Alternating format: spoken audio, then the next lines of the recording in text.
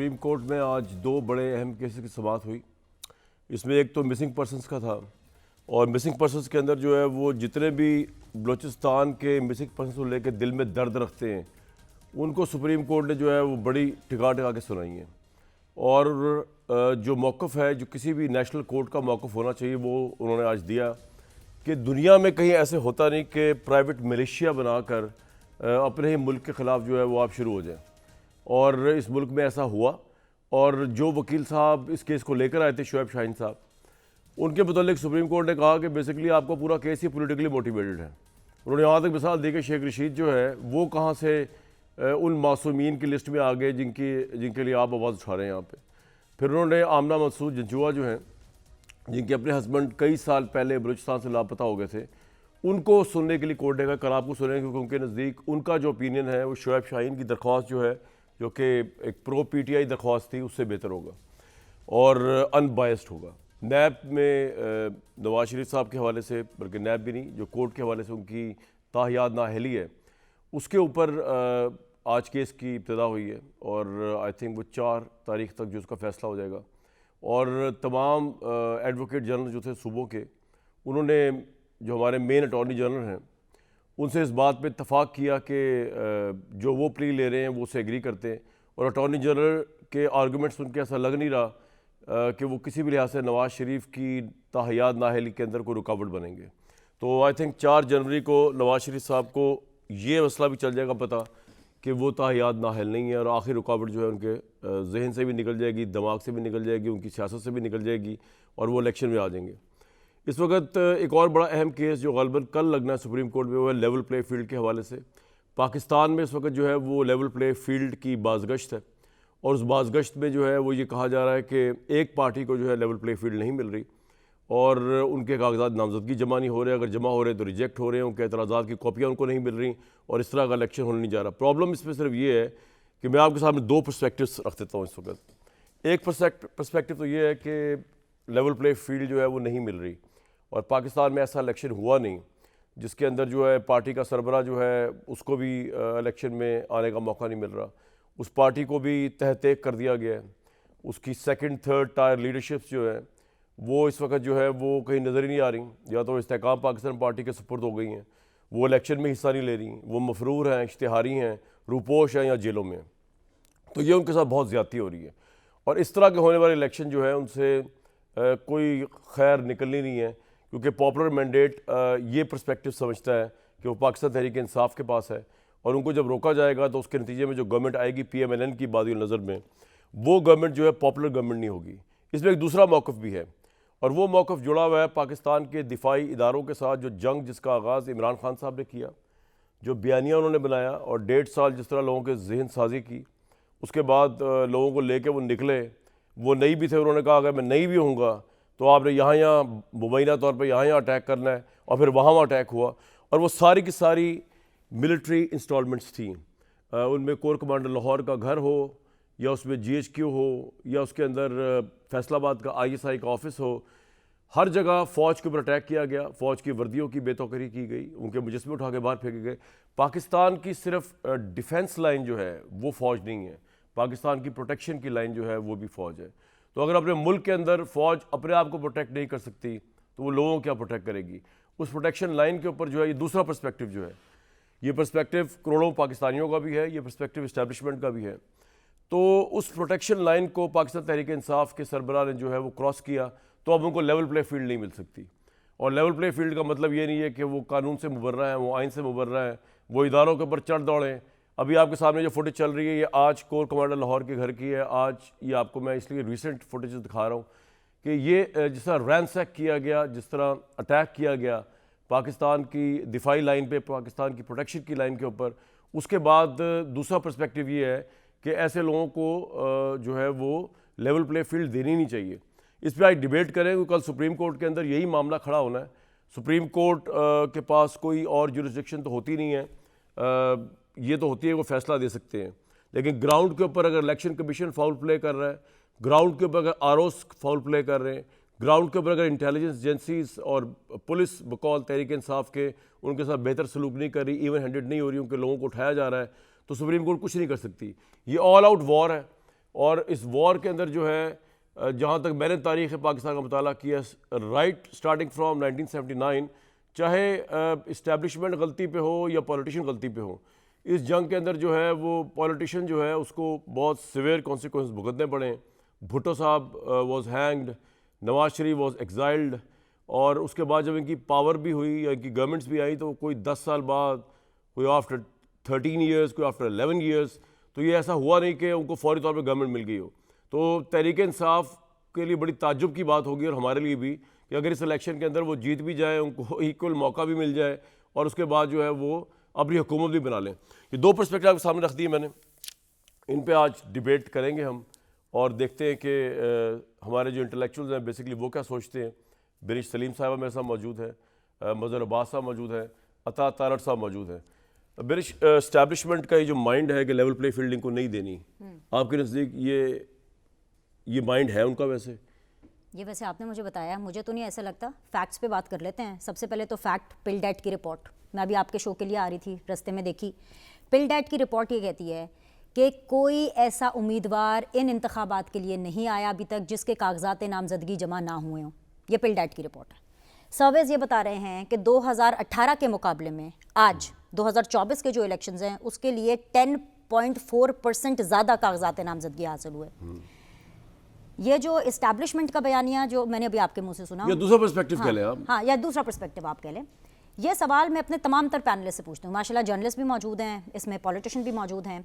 क्या किसी ऐसी पॉलिटिकल पार्टी को लेवल प्लेइंग फील्ड दी जानी चाहिए जो कि सिर्फ इसलिए कि वो हुकूमत में नहीं है, वो बाहर निकलते हैं क्योंकि उनको अरेस्ट किया जाता है, उसके बाद गुड टू सी यू जब जज के सामने होता है तो इमरान खान साहब इस चीज़ को एक्सेप्ट करते हैं कि हाँ भाई अगर मुझे अबडक्ट करेंगे तो मेरे जो सपोर्टर्स हैं वो ऐसे ही रिएक्शन देंगे, और फिर उसके बाद हमने देखा GHQ से लेकर के लाहौर के कोर कमांडर घर तब सबको आग लग जाती।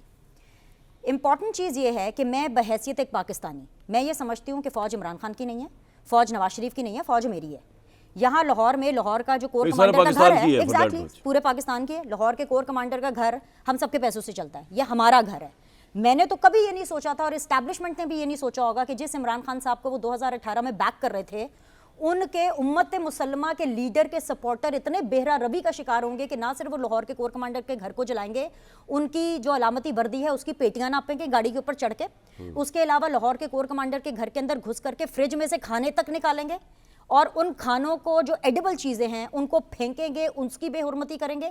और फिर उसके बाद मुझे 2024 के अंदर ये देखने को मिलेगा कि जो फोकल पर्सन है उस पॉलिटिकल पार्टी के, जिनका नाम हसान नियाजी है, let's be specific, allow me to be specific, कि हसान नियाजी साहब एक दिन इलेक्शन कंटेस्ट करके पार्लियामेंट में जाकर के MNA बनेंगे तो वो तो इस सिस्टम के बेनिफिशियरी निकले।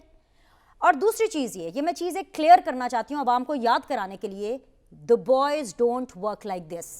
अगर एस्टैब्लिशमेंट ने, they work, I know they work like this, कि अगर उन्होंने काम करना है, किसी को आउट करना है, तो फिर पनामा वाली जजमेंट आती। जो 6 हीरे गए थे, 5 लोग थे, वो कैसे गए थे? नवाज शरीफ को एलिमिनेट करना था, एलिमिनेट किया गया। ये मेक श्योर किया गया कि नवाज शरीफ इलेक्शन कंटेस्ट नहीं करेंगे। यहाँ पर जो हो रहा है, इमरान खान के कागजात नामजदगी लाहौर के हल्के NA 122 से जमा होते हैं, तायद और जो तजवीज़ कुनंदा है वो 122 का है। मेरे अपने शो में आज 7 बजे अजहर सदीक साहब थे, वकील हैं, वो खुद कह रहे थे ये तो बड़ा ब्लंडर हो गया, ये तो साजिश उनके अपने हल्कों में हुई। मुझे बताएं इस बेस के ऊपर कागजात नामजदगी रिजेक्ट होना सही है कि गलत है? दूसरा ये कि वो सजा याफ्ता है, आर्टिकल 62 और 63 पे पूरे नहीं उतरते। इसमें एस्टैब्लिशमेंट कहाँ से आ गई? एक चीज़। दूसरी चीज़ आ जाए जी मुराद सईद के अगर कागजात नामजदगी एक्सेप्ट नहीं हो रहे, अगर हमाद अजहर के नहीं हो रहे, किधर हैं भाई ये लोग? ये तो किसी जेल में भी नहीं है, किधर हैं? आपने गुमराह और रुपोश रह करके अगर इलेक्शन लड़ना है, मैं ये समझती हूँ कि इजाज़त नहीं देनी चाहिए, क्योंकि कल को कोई भी पॉलिटिकल पार्टी सामने आकर के उसकी मर्जी की बात नहीं होगी, वो GHQ पर चढ़ाई करेगी।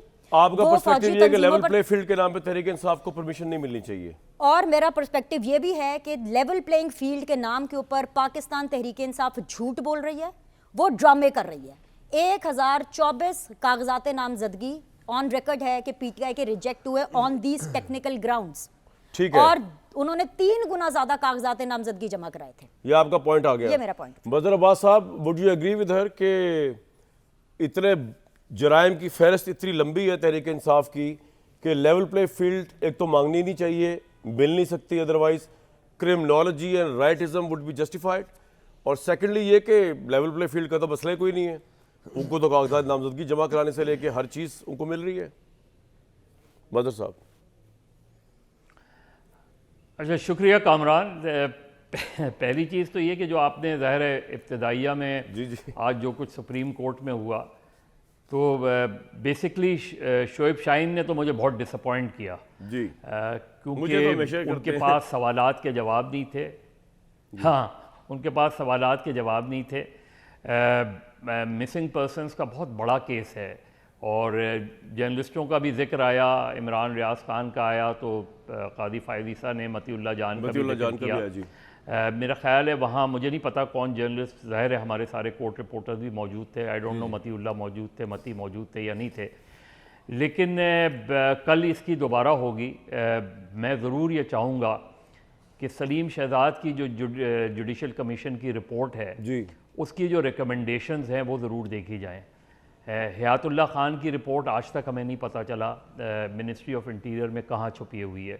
तो जितनी भी जुडिशल कमीशन की रिपोर्ट सहाफ़ियों के हवाले से ख़ास तौर पर हैं, उनको ज़रूर ये बेंच लेकिन बदर साहब आप एग्री करते हैं चीफ बाकी जो जस्टिस आपने की, ये बात की लेकिन अभी, आप इस बात से एग्री करते हैं कि दुनिया में वो कहते हैं ये भी कहीं नहीं होता कि आप एक मिलिटेंट मिलिशिया बना के अपने मुल्क के लोगों पर चढ़ दौड़ें। ये भी दुनिया में कहीं नहीं होता ना, जो बलूचिस्तान में भी बिन सिंह।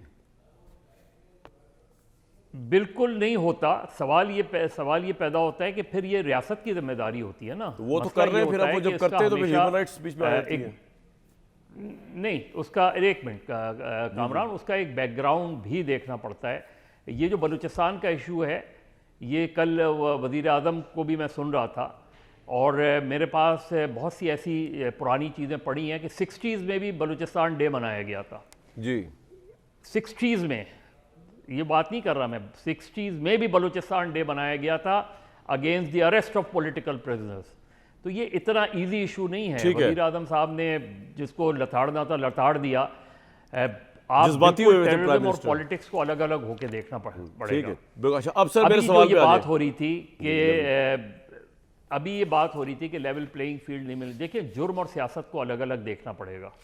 अगर आप समझते हैं, अगर इस मुल्क की हुकूमत रियासत ये समझती है कि कोई जमात जो है मुल्क के मफाद के ख़िलाफ़ काम कर रही है, कोई जमात जो है गद्दारी के ज़ुमरे में आती है, तो आइन में उसका एक तरीक़ा मौजूद है पाबंदी लगा दें कि आप उस जमात के ख़िलाफ़ एक सुप्रीम कोर्ट में रेफरेंस फाइल करें, उस जमात को जो है अनलॉफुल डिक्लेयर कर दें, अनलॉफुल नहीं उस पर पाबंदी लगा दें, उसको अनलॉफुल डिक्लेयर कर दें। यहाँ जो जमातों को जिनको अनलॉफुल डिक्लेयर किया जाता रहा है वो भी एक्टिव हैं। तो एक चीज़ ये है कि अगर कोई वाक़यात, और ये मैं आपके प्रोग्राम में पहले भी कहता रहा हूँ और भी जगह, कि 9 मई का वाक़या बहुत बड़ा वाक़या है। सवाल ये है कि पिछले 9-10 महीने से किसी एक को 9 मई के वाक़े में सज़ा हुई है? अगर नहीं हुई है, और फिर आप मिलिट्री कोर्ट इसीलिए बनाई जाती है ना कि आप स्पीडी ट्रायल्स हों। जी जी। अगर 9 महीने जारी में है। आपने किसी एक को सज़ा नहीं दी मिलिट्री कोर्ट से, अभी आपने उसको, आप पूरी पार्टी के ज़ुमरे में तो नहीं ले सकते। आप पूरी पार्टी को तो एक ब्रांड बना के नहीं पेश कर सकते, उसको बैन नहीं कर सकते उस तरह। आप कराची में देख लेना, आप MQM के केस को देख लें। लेकिन बदर साहब, पूरी पार्टी आपके ख्याल में बैन है? आज तक उस केस हजारों लोगों ने नहीं है ना कागजात जमा बैन। भी कराए हैं। मैं यही तो कह रहा हूं कामरान, तो हज़ारों लोगों ने कागजात जमा भी कराए हैं। अभी पॉलिटिकल एक्टिविटीज़ जब शुरू होंगी तो आपको नज़र आ जाएगा। हमें ये सब जगह से अगर ये शिकायत आई हैं, इस तरह की शिकायत हो सकता है गलत हो सकता है बिल्कुल वो हो, लेकिन जब ये बात की जाती है कि ऐसी पार्टी को लेवल प्लेइंग फील्ड नहीं मिलनी चाहिए, तो फिर लेवल प्लेइंग फील्ड किसको मिलनी चाहिए? पॉलिटिक्स, और मैं फिर क्या कह रहा हूँ, crime and politics are two different thing. जो क्राइम में मुलव्विस है उसको आप सज़ा दें, जो पॉलिटिक्स में मुलव्विस है उसको आप कैसे सज़ा दे सकते हैं? लेकिन मदर साहब, आपने ये अगर ये बना लिया है और कोई पार्टी आपको इतनी डेंजरस नजर आती है, तो फिर मैंने तरीका कानून में मौजूद है ना, कॉलम पढ़ रहा था, आपने वो तरीका भी नहीं अडॉप्ट किया जाता। मदर साहब, आपने पाकिस्तान की तारीख का बड़ा गजब का अहाता किया। तो सर, ये तो आपको और मुझे तो पता ही होना चाहिए कि इस तरह के वाकयात के ऊपर, जबकि इस तरह का इतना हाई स्केल हाई वोल्टेज वाकया कभी पाकिस्तान की तारीख में नहीं हुआ, जो 9 मई का हुआ। उसके बाद हुआ क्या? अब आप 99 में देख लें, 99 में तो नवाज शरीफ साहब के पास फिर एक जस्टिफिकेशन थी कि he was the prime minister and he sacked the army chief, but that could not be digested. और वो he has not only been sacked in return, he had to be exiled, you know. तो पाकिस्तान की ground reality देखते हुए expect भी क्यों किया जाए कि जो कर दिया तहरीक इंसाफ ने, इमरान खान ने, उसके बाद लेवल प्ले मिलेगा उनको? जी, मैं तो एक डेविल्स एडवोकेट पेश कर रहा हूं। इसलिए कि जब आप किसी इतने सीरियस वाक़े को पॉलिटिसाइज करते हैं तो दरअसल आप उस वाक़े को बहुत ज़्यादा वो कर दे, लोगों की नज़रों में उसका परसेप्शन बदल जाता है। मतलब इसलिए जो वाक़या इतना सीरियस है उसको सीरियसली लेना चाहिए। ठीक, और जो लोग मुलव्विस हैं उनका स्पीडी ट्रायल होना चाहिए सर, सीरियसली लिया जाए, उसको पॉलिटिसाइज नहीं होना चाहिए। ठीक है। मैं तारड़ साहब, आप जब पॉलिटिसाइज कर देंगे और हर किसी को एक ही वाक़े में डाल देंगे तो वो पॉलिटिसाइजेशन ऑफ जब आप करते हैं तो उसका आपको काउंटर प्रोडक्टिव होती है। वो आप देख लें, आपने पीटीआई की पूरी ए टीम को उड़ा दिया, ठीक, सबके नॉमिनेशन रिजेक्ट कर दिए। बहुत अच्छा किया आपने, सबके नॉमिनेशन रिजेक्ट कर दिए। और अब आप जो है उसको थोड़ा सा बैलेंस करने के लिए आप 14 पार्टीज के जो है इलेक्शन कमीशन ने, और उन 14 पार्टीज के नाम तो बताएं आप। ठीक है, ये जो आप तरीका रिस्पॉन्ड कीजिएगा, लेकिन हमारे यहाँ माजी में होता रहा है, ठीक है, आपको सर पॉइंट आ गया, होती रही आ गया, बिल्कुल ठीक है। हम तारीख से सबक सीखने को क्यों नहीं तैयार? बस तारीख से सबक तो सर फिर सबको सीखना पड़ेगा। समझ नहीं आ रहा पहले कौन स्टार्ट करेगा ये तारीख का सबक सीखना? सबको ही सीखना पड़ेगा ना, दिस इज द मैं रियल किसी एक की क्वेश्चन। बात थोड़ी कर रहा हु हूँ। Will start as first? Tarar भाई, आप तो बड़ी प्रिविलेज पोजीशन में हैं। वो उतना ना हिंग लगी ना फटकरी और काम हो गया। ना आपका कोई ताल्लुक 9 मई से, ना आप करवाने वाले, ना आप करने वाले, लेकिन अब ऐसा बेनिफिशियरी सिस्टम चल रहा है और मुझे उम्मीद है कि जो कुछ हो रहा है तहरीक इंसाफ के साथ उसमें आपका कोई रोल नहीं है। ये बिला वजह आपकी पोजीशन को पीएमएल की एग्जैजरेट किया जाता है। लेकिन इसके बावजूद सर मसला ये है कि दूसरी पार्टी बेसिक, चाहे अनलॉफुली, चाहे झूठे साइफर बयानिए के ऊपर, चाहे जिस वजह से भी पॉपुलैरिटी के बाम अरूज पे पहुंच गई और आपके पास वो पॉपुलर मैंडेट ही नहीं है, उसको किस तरह डील करेंगे आप इलेक्शंस में? जीत भी गए तो क्या करेंगे? सबसे पहली बात ये, कामरान साहब, जब लेवल प्लेइंग फील्ड की बात होती है जी, अगर कोई पॉलिटिशियन आज रेप करे, मर्डर करे, डेकॉइटी करे, किडनैप फॉर रैंसम करे, अगवा बराए तवान करे, तो क्या उसको छोड़ दिया जाए क्योंकि वो पॉलिटिशियन है और क्योंकि उसने इलेक्शन में हिस्सा लेना है? ये तो देखिए, ये तो दुनिया में कहीं नहीं ना होता जी, कि आप जराइम करें और फिर आप गार्ब लें कि नहीं जी क्योंकि हम पॉलिटिशियन हैं तो आप हमें इलेक्शन में लेवल प्लेइंग फील्ड दें। क्या कैपिटल हिल वालों को माफ कर दिया गया था अमेरिका में जिन्होंने हमला किया था?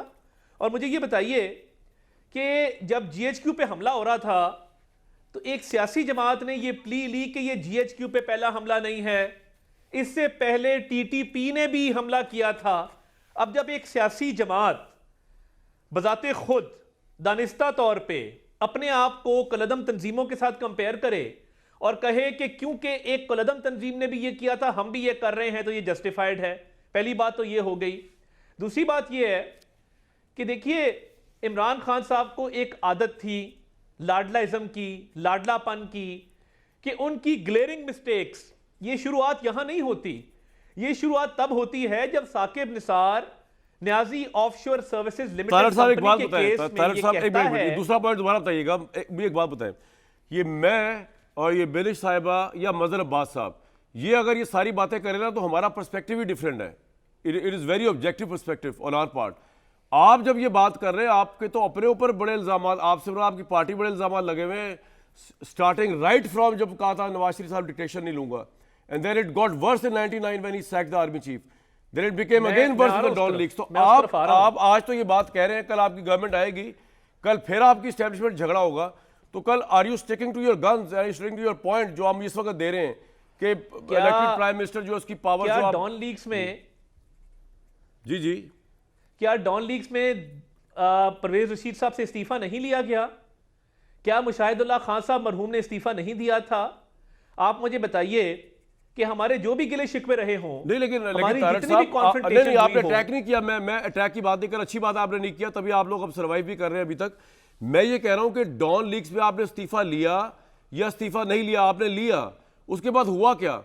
आपकी गवर्नमेंट जो आउस्ट हुई है, ख्वाह वो मुशर्रफ साहब पे ट्रायल चलाने का मामला था एक्स आर्मी चीफ के ऊपर, या जो मसला तो आपका एस्टेब्लिशमेंट से था ना, तो आप जो इतना आज इस वक्त तहरीक इंसाफ के ऊपर बात कर रहे हैं, कल वो आपको खानी पड़ेगी मुंह की। मैं ये कह रहा हूं सियासी तौर पे, क्योंकि कल नवाज शरीफ साहब प्राइम मिनिस्टर आएंगे, वो फिर कहेंगे मैं तो बहुत इंडिपेंडेंट हूं, इंडिया से मैंने ट्रेड करनी है, शायद इस्टेब्लिशमेंट के आप नहीं कर सकते, वो फलां जगह पे कुछ और पोस्चर लेंगे, इस्टेब्लिशमेंट शायद वो ना माने, then what will you do?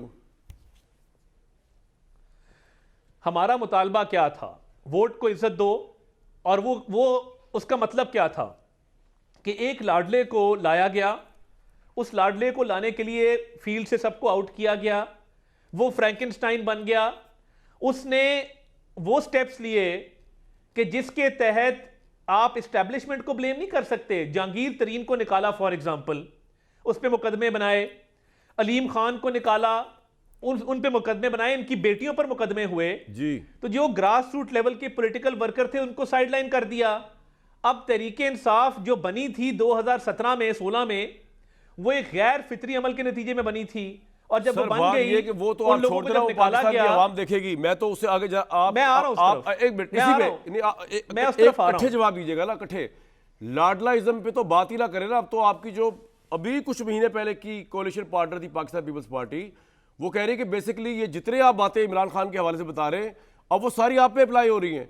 अब आपको वीवीआईपी उसके अंदर जो है लेके आया जा रहा है, उसको आप लाडलाइज्म कह लें, उसको आप स्टेज सेट कह लें आपके लिए, तो वो तो आप पे भी वो इल्जाम लग रहा है जो इन पे लगा था पहले। जब आपकी गवर्नमेंट जाएगी उसके बाद कोई पार्टी उठ के कहेगी इनको भी इस तरह लाया गया। आज कामरान साहब, जी आज कामरान साहब, आप पे झूठे कत्ल का इल्जाम डल जाए, अल्लाह माफ जी, आप पे 324 लग जाए, मैं कहता नहीं हूँ एक बात कर रहा हूं जी। और आपके ख्यालात बड़े नेगेटिव है मेरे बारे में। 4-5 साल बाद, कामरान एक नहीं सवाल, मैं, आप मेरे भाई हैं, मैं तो एक मिसाल दे रहा हूं।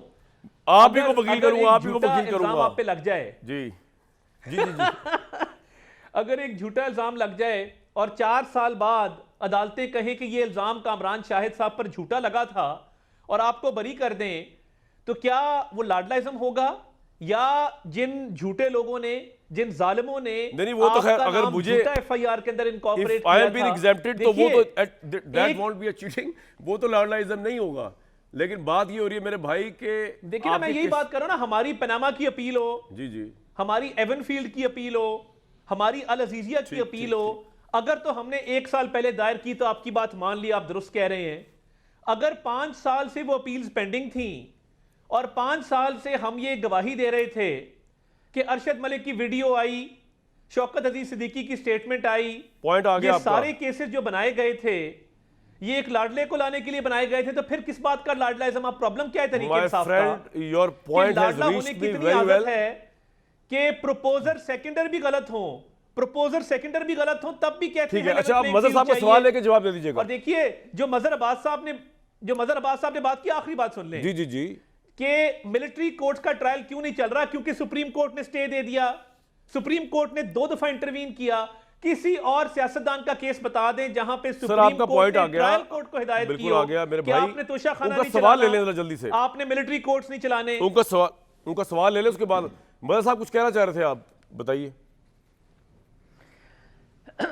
देखिए कामरान, मुस्लिम लीग नून की गवर्नमेंट थी 1997 में। जी जी, मुस्लिम लीग नून ने एंटी टेररिज्म एक्ट लाए थे और बहुत सही किया था उस वक्त, क्योंकि बहुत ज़्यादा सूरत कोर्ट्स भी लेके आए थे थी। एक्टर जी।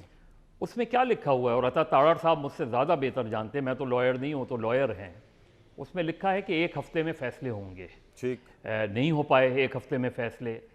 आप स्पेशल ट्राइब्यूनल्स बनाते, स्पेशल कोर्ट्स बनाते, मिलिट्री कोर्ट्स के बजाय, वो ज़्यादा बेहतर होता। सुप्रीम कोर्ट ने स्टे दिया, सुप्रीम कोर्ट के स्टे की अपनी बात, सुप्रीम कोर्ट से स्टे से पहले जो पार्लियामेंट ने वो की थी उस पर एक डिबेट कर लेते। लेकिन मेरा सवाल ये नहीं है। ठीक है। अभी अता ताड़ा साहब ने कहा कि क्या कोई रेप करेगा तो उसको माफ़ कर दिया जाए, कोई कत्ल करे तो उसको माफ़ कर दिया जाए? बिल्कुल नहीं माफ़ करें। उसको जितनी जल्दी सज़ा देनी है उतनी जल्दी सज़ा दें। लेकिन जिसने रेप किया है उसे सज़ा देंगे ना आप। उसकी आड़ में आप सबको तो सज़ा नहीं देंगे रेप की। बाकी को किस चीज़ की वो कर रहे हैं? रेप करने वाला उसकी किसी की सज़ा गाड़ी में पूरी साथ पार्टी गया को हो, तो नहीं दी असल जा में सकती। कोई बंदा गाड़ी तारड़ में साहब साथ कहना लेके चाह रहे हैं गया हो। अगर गैंग रेप किया हो किसी ने तो सब बाकियों को भी सजा। आप ताड़ड़ साहब, आपके साथ, आप हमें लोगों नहीं, के मैं साथ ये क्या कह क्या रहा हूं, हुआ? हमें हनीफ हमें अब्बासी को खबर है कोर्ट रूम से लुटेरों के उठाया सब गया। ठिकानों की, शरीके जुर्म ना होते तो मुखबरी करते। वाह। मैं सुन ले, एक शेर है कि हमें खबर है लुटेरों के सब ठिकानों की, शरीके जुर्म ना होते तो मुखबरी करते। बात यह है कि अकॉम्प्लिस भी तो होता है, शरीके जुर्म भी तो होता है, तो कि ये जो आपको सारे लेके जाता है, जो आला सारे कत्ल शरीके अब जुर्म फरमाता है। है। अब आपने वो बात की, अब मेरी बात सुन लें अता ताड़ड़ साहब, मेरी भी बात सुन लें। 2018 में बलूचिस्तान से आपके खिलाफ कॉन्स्पिरेसी शुरू हुई ना, बल्कि उससे पहले नवाज शरीफ को हटा दिया गया, बलूचिस्तान में कॉन्स्पिरेसी हुई, उसके बाद MQM और इन सब को मिला के आपके खिलाफ एक हुकूमत बनाई गई। ये फैक्ट्स हैं ना ये सारे, इसमें कोई गलत बात तो नहीं है ना।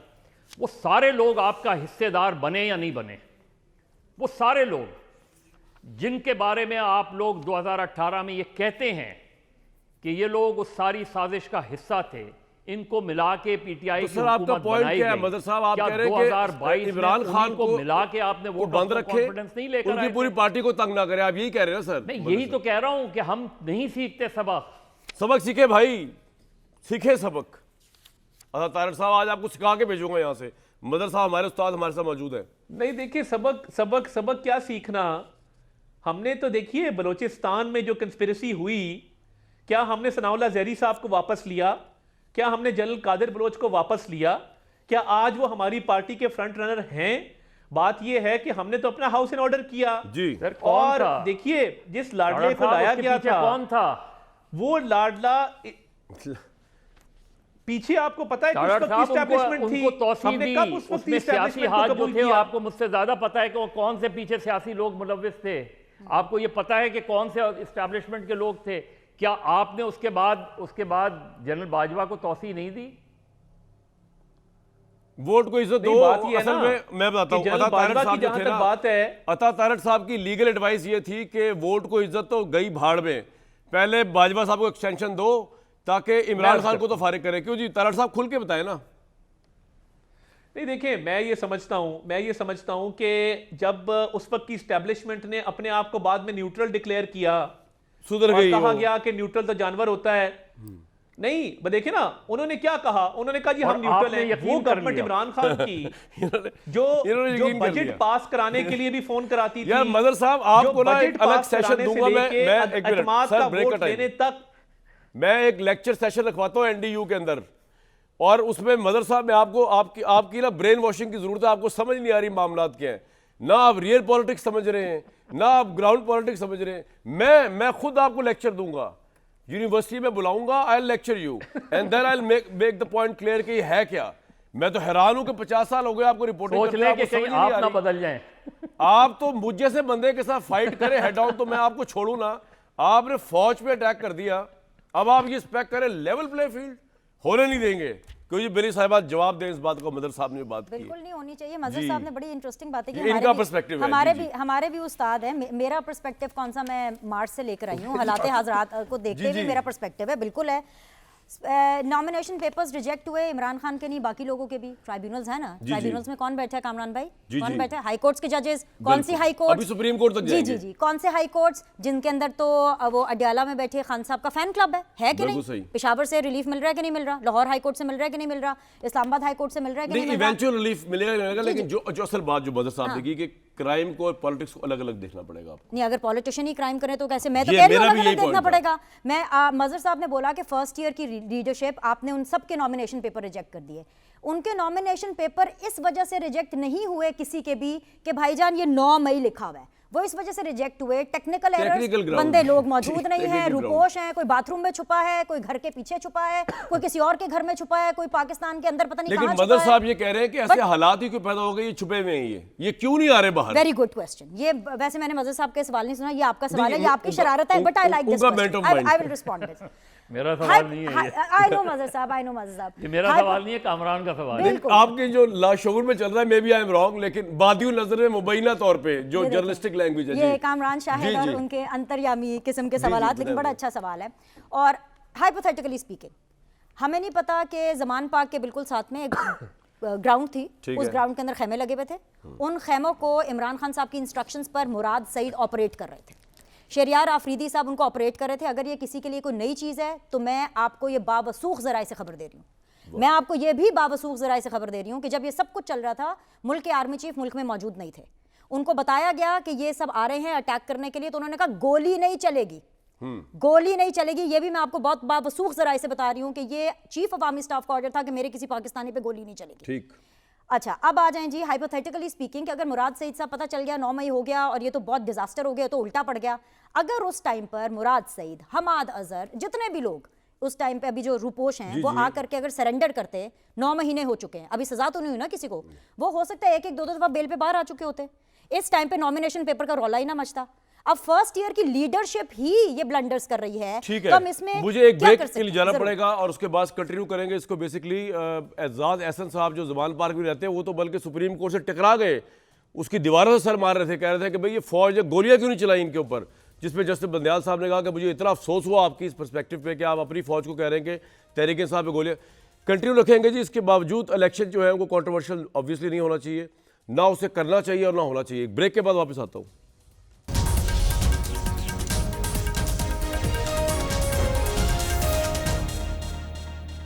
जनाब, ये नए साल का सूरज जो उभर रहा है, इसमें सिर्फ मुझे एक नाम बुलंदियों पर नज़र आ रहा है, अदालती बुलंदियों पर, सियासी बुलंदियों पर, हर चीज़ की बुलंदियों पर, किस्मत की बुलंदियों पर, वो है नवाज़ शरीफ साहब।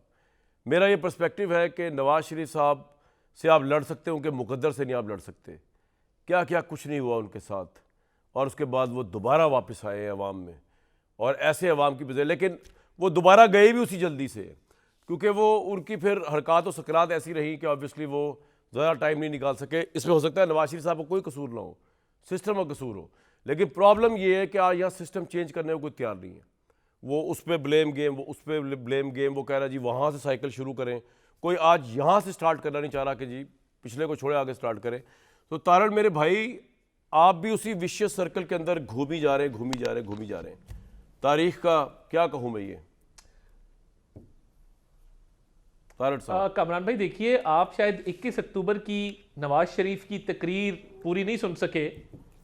क्या नवाज शरीफ ने बदले की बात की? नहीं, मैंने पूरी क्या सुनी। नवाज शरीफ ने मैं किया? बड़ी अच्छी स्पीच थी वो। क्या नवाज शरीफ ने रोड मैप नहीं दिया, विजन नहीं दिया? एक शख्स जिसके साथ इतनी ज्यादती हुई हो कि वो बीवी को बिस्तरे मर्ग पे छोड़ के आया हो, जेलर ने आखिरी लम्हात में उसकी बीवी से बात ना कराई हो, बेटी उसकी जो पब्लिक ऑफिस होल्डर नहीं थी वो जेल की सलाखों के पीछे हो, बेगुनाह हो, पता हो कि बेटे से तनख्वाह ना लेने पर निकाला गया है, नाजायज मुकदमात कायम किए गए हैं, और वो कहे कि मैं फ्रेश स्टार्ट करने को तैयार हूं, वो कहे कि मैं बदला नहीं लेता, वो कहे कि मैं इस मुल्क को उन्हीं तरक्कियों की बुलंदियों पर लेकर जाना चाहता हूं जो 2017 में था। मैं सीपैक की बात करता हूं, मैं इकोनॉमिक विजन की बात करता हूं, मैं इंफ्रास्ट्रक्चर डेवलपमेंट की बात करता हूं, मैं सोशल सेक्टर्स की बात करता हूं।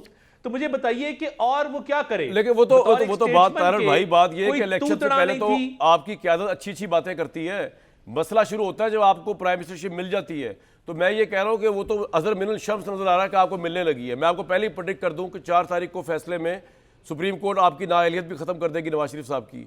ये मैं इसलिए नहीं कह रहा कि मुझे फैसले का पता है, लेकिन वो नजर आ रहा है ना जिस तरह के आर्गूमेंट्स वहां चल रहे हैं।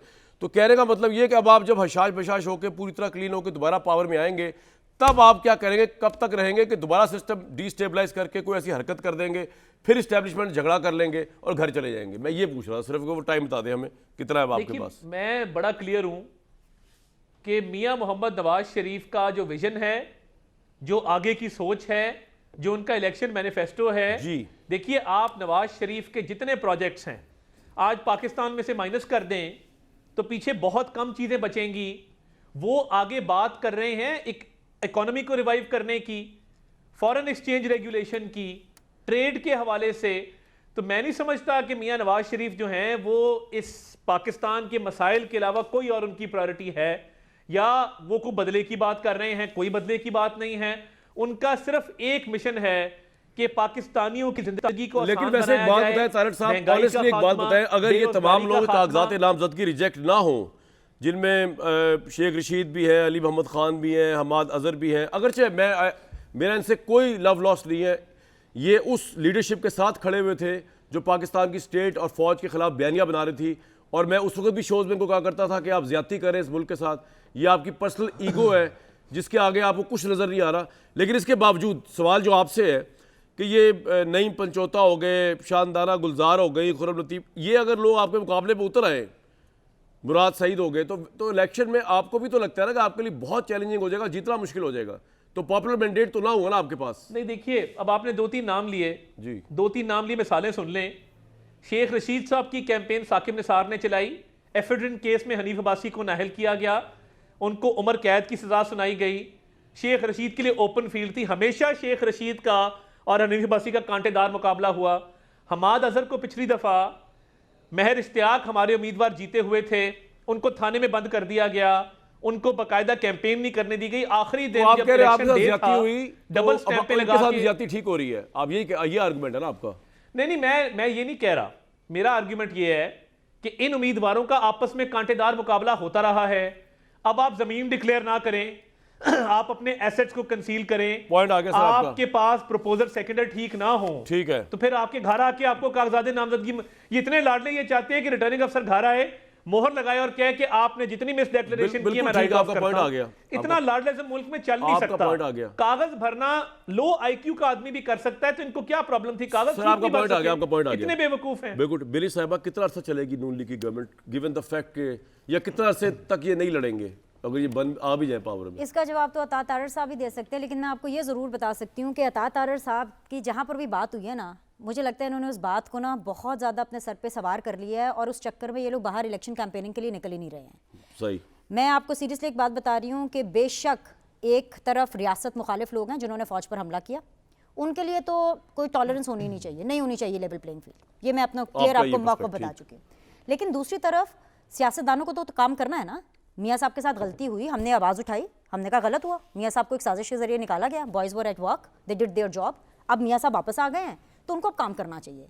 ऐसा नहीं होगा कि एक तकरीर करेंगे जो कि बहुत अच्छी तकरीर थी, क्यों नहीं निकल रहे बहुत अच्छी तकरीर थी, लेकिन अभी भी वो पार्टी मीटिंग्स में बैठ करके मुझे रोज़ यही बता रहे होते हैं कि 1999 में मैं वजीर आजम था, रात को मैं हाईजैकर बन गया। ये 2023 में नहीं चलेगा, 24 ठीक है, 2024 के इलेक्शन में। मुझे लगता है कि ये लोग इसलिए बाहर नहीं निकल रहे हैं बिकॉज अता तारड़ साहब की जहाँ पर भी बात हुई है, वो अता तारड़ साहब बड़े कॉन्फिडेंट हो गए हैं कि भाई अब ये पूरा मैदान क्योंकि हमारे लिए साफ है और हम इसके बेनिफिशियरी बनेंगे। मैं आपको एक बात बताऊं, खबर ले लें मुझसे आप।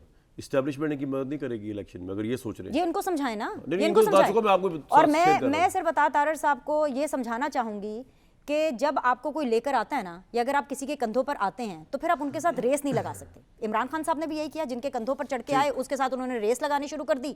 अब अगर ये भी यही सोच रहे हैं कि अगर इमरान खान नहीं है, पीपल्स पार्टी तो पंजाब में नहीं है, ये कल को उनके साथ रेस नहीं लगा सकते। और एक बड़ी इंपॉर्टेंट चीज, मुझे बस 30 सेकंड से फैलाव कर दीजिए। अता तारड़ साहब की मौजूदगी का फायदा उठाते हुए, जिस दिन 9 मई हुआ उस दिन वजीर आजम शहबाज शरीफ साहब थे, फौज को ऑर्डर थे कि आपने गोलियां नहीं चलानी, लेकिन पुलिस तो थी ना।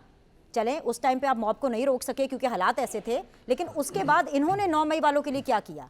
लॉ एंड ऑर्डर मेंटेन करना। पंजाब की पुलिस हो, लाहौर की पुलिस हो, इस्लामाबाद की पुलिस हो, वो किसके अंडर आती है? किसकी? आपका पॉइंट आ गया, दोनों सवाल का जवाब देंगे। 4 साल के पहले मदर साहब आपके नज़दीक ये जो PMLN है, ये बाहर भी नहीं निकल रही, ये जलसे भी नहीं कर रही, ये कैंपेनिंग भी नहीं कर रही, और आपके नज़दीक अगर ये जीत भी जाए, जिस वजह से भी जीत जाए ये, तो आपको लगता है कि जिस तरह के पीपल्स पार्टी बार बार कह रही है, मैं उनको कोट कर लेता हूँ कि इतना कॉम्प्रोमाइज़ होकर आ रहे हैं, फिर ये अगर भी करेंगे तो इनका बाजू ट्विस्ट कर दिया जाएगा क्योंकि ये कॉम्प्रोमाइज़ होकर आ रहे हैं। ये आपको लगता है कि नहीं, ये फिर भी मेरिट पे आ रहे हैं और ये बड़ी तरीके से इस्टेब्लिशमेंट को भी डील करेंगे और अपनी बात भी मनवाएंगे और एक आज़ाद तरीके से हुकूमत चलाएंगे? What's your take sir?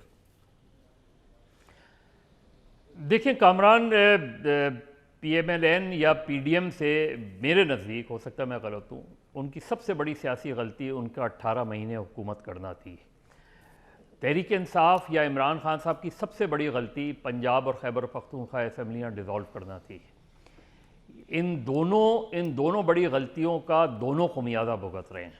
और सर अब ये कॉम्प्रोमाइज वाली बात, साहब 3.5 साल बाद किल्लत है। मदर साहब, कॉम्प्रोमाइज वाली बात, जब नवाज शरीफ साहब यहाँ जब नवाज शरीफ साहब यहाँ से गए थे ना, जी, उस वक्त PMLN का ग्राफ आप असेस कर लें, और जब नवाज शरीफ साहब वापस आए तो असेस कर लें। ठीक, बिल्कुल इसी तरीके से इमरान खान साहब तमाम तर उसके बावजूद 60% पाकिस्तान पे उनकी हुकूमत थी। पंजाब, KP, गिलगित बल्तिस्तान, उनको चौधरी परवेज़ इलाही समझाते रहे, उनको उनके करीब तरीन साथी समझाते रहे कि इसका काउंटर प्रोडक्टिव होगा। आपने उठा के फील्ड दूसरों के हवाले कर दी और उसके कॉन्सिक्वेंसेस जो है वो सामने आ गए। लेकिन अभी जो बात हो रही है कि आप ये जितने लोगों के कागजात नामजदगी मुस्तरद हुए, इन सब के कागजात नामजदगी आप मुस्तरद रहने दें। PTI को अगर उसका इलेक्शन सिंबल मिल जाता है तो PTI वाले ये समझते हैं कि वोट तो कैंडिडेट को नहीं पड़ेगा, वोट तो सिंबल को पड़ेगा। तो इनके लिए अब अगर मुश्किल होगी। सिंबल तारक भी साहब, नहीं क्विकली मिलता, में वक्त कम है, ब्रेक तो- से पहले कुछ कहना चाहते हैं आप? देखिए, मैं ये समझता हूं कि ये सिंबल का इशू नहीं है। फील्ड के अंदर एक ऐसे उम्मीदवार को अगर आप उतारेंगे, फॉर एग्जांपल मेरे उस्ताद सलमान अकरम राजा साहब इलेक्शन लड़ना चाहते हैं मॉडल जी। टाउन से, उनको तो गली मोहल्ले समझते हुए टाइम लग जाएगा। अगर किसी की ये सोच है कि लोग दीवानावार निकल के चले किसी आप सिंबल गली पे मैं वोट इस पे आता डालेंगे, हूं। ऐसा मैं नहीं। एक ब्रेक लेना, sorry I have to take the break, एक ब्रेक लेनी है जी।